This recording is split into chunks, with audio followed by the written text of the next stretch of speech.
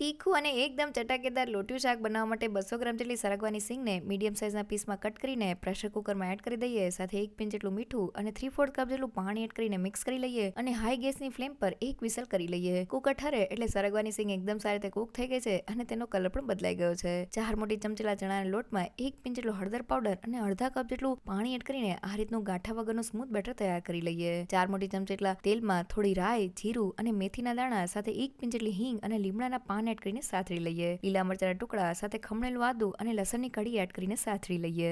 Mixing બાઉલમાં થોડો હળદર પાવડર, લાલ મરચું પાવડર, ધાણા જીરું પાવડર, કિચન કિંગ મસાલો, થોડી ખાંડ અને પાણી એડ કરીને આ રીતની મસાલા પેસ્ટ તૈયાર કરી લઈએ. તેને વઘારમાં એડ કરીને તેની સાઇડ્સમાંથી તેલ છૂટું પડે ત્યાં સુધી તેને કુક કરી લઈએ. બાફેલો સરગવો સાથે સ્વાદ પ્રમાણે મીઠું એડ કરીને સરગવાને મસાલાથી કોટ કરી લઈએ. હવે ચણાના લોટ સાથે તૈયાર થયેલું બેટર એડ કરી દઈએ અને તેને મિક્સ કર્યા વગર ઢાંકણ બંધ કરીને શાકને ધીમા ગેસ પર 5 થી 7 મિનિટ માટે કુક કરી લઈએ. ઢાંકણ ખોલીને બધી જ વસ્તુને મિક્સ કરી લઈએ. ચણાનો લોટ કુક થઈને લટપટ ગ્રેવી સાથે આપણું શાક બનીને તૈયાર થઈ ગયું છે. ગેસની ફ્લેમ બંધ કરીને શાક ઉપર 2 મોટી ચમચીલું દહીં એડ કરીને તેને સારી રીતે મિક્સ કરી લઈએ. લોટિયું શાક તૈયાર છે.